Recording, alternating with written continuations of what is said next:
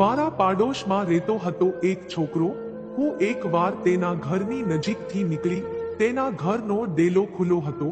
અંદર જઈને મેં જોયું તો મારા હોશ ઉડી ગયા, કારણ કે પાડોશી છોકરો. નમસ્તે મિત્રો, મારું નામ શિલ્પા છે અને મારી ઉંમર 34 વર્ષની છે.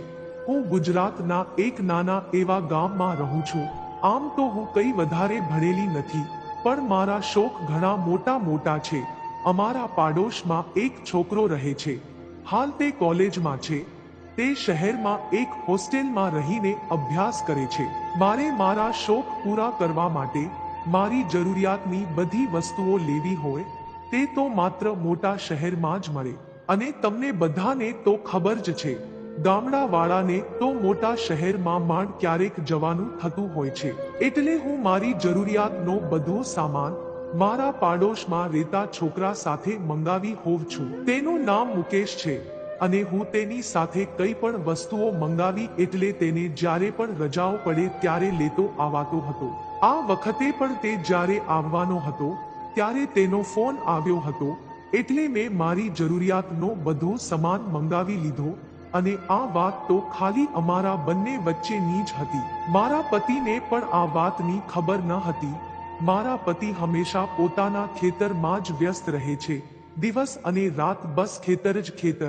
આના લીધે તો મને યાદ પણ નથી કે મેં રાત્રિનું સુખ ક્યારે માણ્યું હશે. ઘણા દિવસોથી હું અધૂરી હતી. મારી ભૂખ વધવા લાગી હતી. હવે મારા અંદરની ખંજવાળ ઉપર મારો કાબુ ન હતો. થોડા સમય પછી પાડોશી છોકરો પોતાનું વેકેશનમાં ગામડે આવ્યો એટલે તેણે મને ફોન કર્યો કે હું તમારો બધો સામાન લાવ્યો છું. જ્યારે તમે ઘરે એકલા હોવ ત્યારે મને કહેજો, એટલે હું તમને આપી જઈશ. એટલે મેં તેને કહ્યું, તું અહીંયા આપવા ન આવતો, હું તારા ઘરે આવીને લઈ જઈશ. એક દિવસ સવારના 10 વાગ્યા આજુબાજુ હું તેના ઘર તરફથી નીકળી. બહારથી મને એવું લાગ્યું કે તેના ઘરે અત્યારે કોઈ નથી, એટલે હું મુકેશના ઘરે જતી રહી. હું અંદર ગયો તો મુકેશ સ્નાન કરી રહ્યો હતો. ઘરે તે એકલો હતો, એટલે તે તેના બાથરૂમનો દરવાજો ખુલ્લો જ હતો. ત્યારબાદ મને દેખાયું તેનું મોટું સાધન. આ જોઈને તો મારા મોઢામાંથી પાણી આવી ગયું. હું મારા આવેગોને ગુમાવી રહી હતી. મારી અંદર ખંજવાળ વધવા લાગી અને તરત જ હું તેના ઘરેથી જતી રહી. ત્યારબાદ મારા મનમાં મુકેશનું સાધન જ ફરી રહ્યું હતું. મારે તેના સાધનથી મારી સર્વિસ કરાવવી હતી. એટલે એક દિવસ મારા ઘરે કોઈ ન હતું. મેં મુકેશને ફોન કર્યો, મારા ઘરે આવીને મારો બધો સામાન આપી જજે. થોડી વાર બાદ મુકેશ મારા ઘરે આવ્યો અને મને મારો સામાન આપ્યો અને કહ્યું, હું તમારા માટે કંઈક લાવ્યો છું, પણ તમારે આ વાત કોઈને કહેવાની નથી. ત્યારબાદ તેણે મને એક થેલી આપી, જેમાં તે મારા માટે આંતર વસ્ત્રો લાવ્યો હતો.